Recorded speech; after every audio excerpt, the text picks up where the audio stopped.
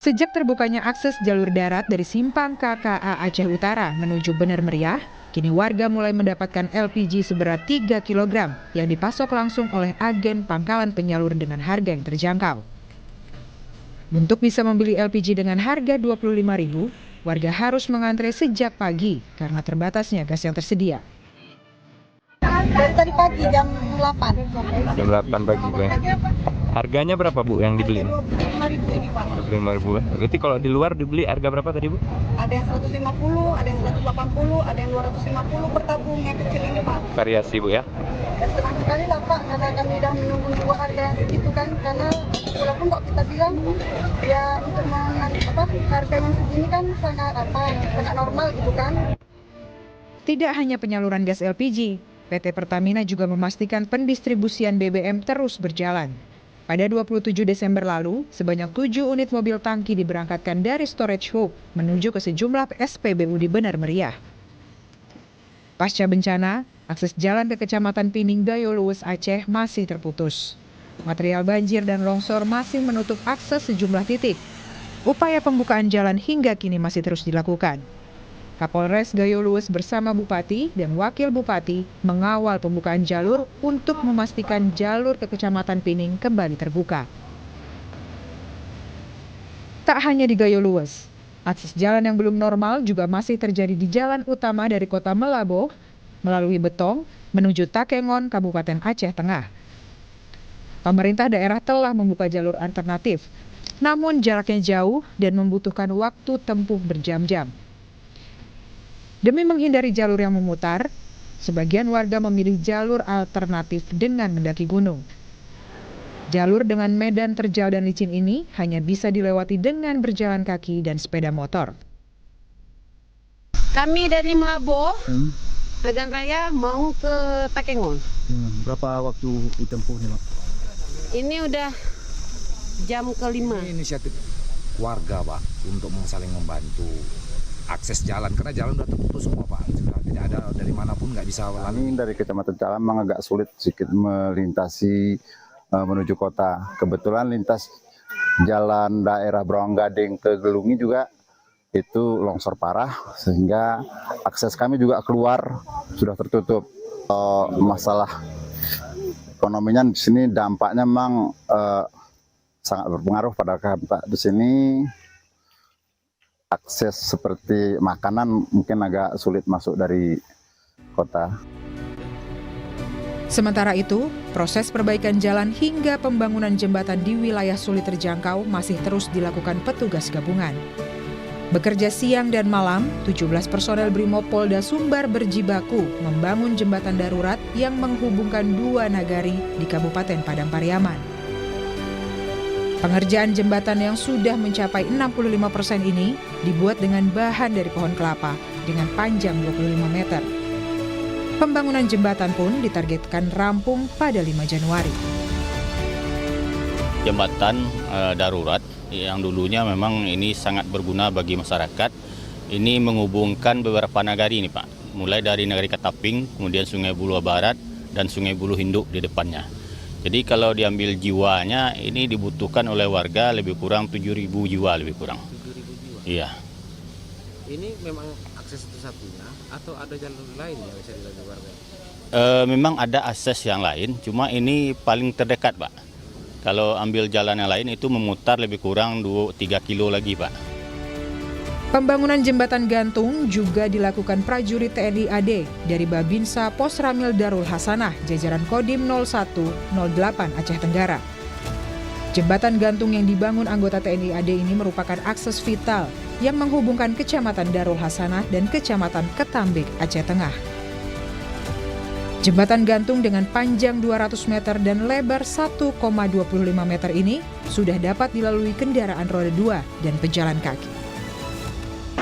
Saat ini jembatan telah rampung.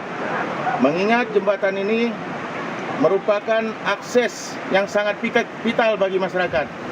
Jembatan ini merupakan penghubung baik di bidang perekonomian anak-anak sekolah. Kedepannya supaya masyarakat bisa merawat dan menjaga jembatan ini untuk nanti lewat secara bergantian Jangan berdesak-desaan, kalau bisa satu-satu kendaraan roda 2. Kepala Staf TNI Angkatan Darat, Jenderal Maruli Simanjuntak pun menyinggung ada pihak-pihak yang berupaya mensabotasi jembatan Beli yang dibangun TNI. Kasat menyebut ada pihak-pihak yang mempreteli baut-baut di jembatan Beli. Jenderal Maruli mengaku heran, ada pihak yang tak bertanggung jawab di tengah situasi yang memprihatinkan.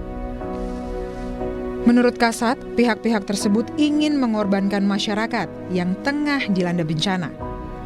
Kini, TNI akan membangun 44 jembatan Beli, di mana 12 telah selesai dan sisanya masih dalam proses pengerjaan.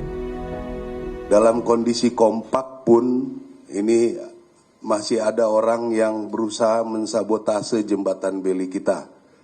2 hari yang lalu mungkin ada ditayangkan ininya, dibongkar baut-bautnya. Ya. Kami juga tidak menyangka ada orang sebiadab ini ya, terus terang saja. Memang kami pikir masyarakat sedang bencana, ya ini baut-bautnya dibongkar. Dalam kondisi begini pun masih ada kelompok-kelompok orang yang mau bisa dikatakan arahnya kepada pemerintah. Ya, mengorbankan masyarakat. Masyarakat yang sedang bencana pun mau dikorbankan. Pada proses pemulihan pasca bencana yang menerjang wilayah Aceh, Sumatera Utara, dan Sumatera Barat, pemerintah pusat tak hanya memprioritaskan perbaikan jalan, namun juga pembangunan hunian sementara. Menteri Koordinator Pembangunan Manusia dan Kebudayaan Pratikno menyebut, sebanyak 1.050 unit hunian sementara telah selesai dibangun di sejumlah wilayah terdampak bencana di Sumatera. Ia menambahkan, pembangunan huntara ini melibatkan berbagai pihak untuk mempercepat pemulihan bagi warga terdampak. Per 28 Desember, huntara di 3 provinsi sudah mulai dibangun dan sebagian sudah selesai, yaitu sebanyak total proses pembangunan dan sebagian sudah selesai itu totalnya 1.050 unit hunian. Yang dibangun BNPB bersama daerah itu ada 450, sedangkan yang dibangun Danantara beserta jajaran BUMN itu 600 unit huntara.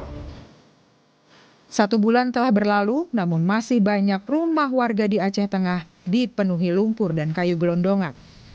Warga berharap pemerintah membantu membersihkan dan memperbaiki rumah mereka yang tak lagi layak dihuni.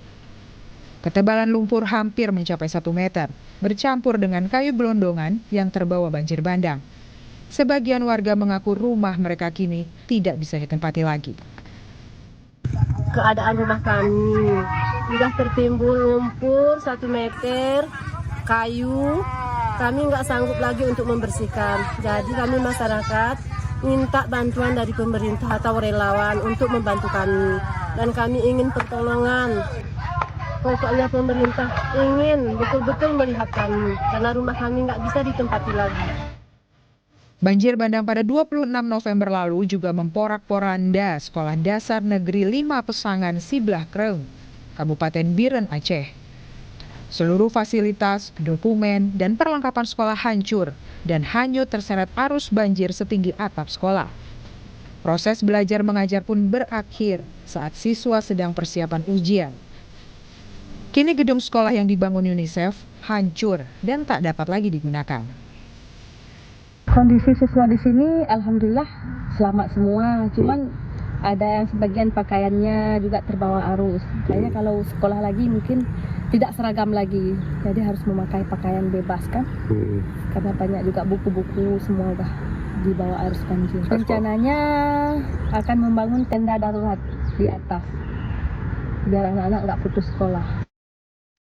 Kini masyarakat terdampak bencana banjir bandang dan longsor di Sumatera perlahan bangkit di sisa-sisa harapan yang ada. Bantuan demi bantuan, asa demi asa, terus diukir demi melanjutkan hidup dengan kondisi layak dan tenang. Hingga saat ini, BNPB mencatat ada sebanyak 1.141 jiwa meninggal dunia. Sementara 163 orang dinyatakan hilang dari bencana banjir bandang dan longsor di Sumatera. Tim Liputan, Kompas TV.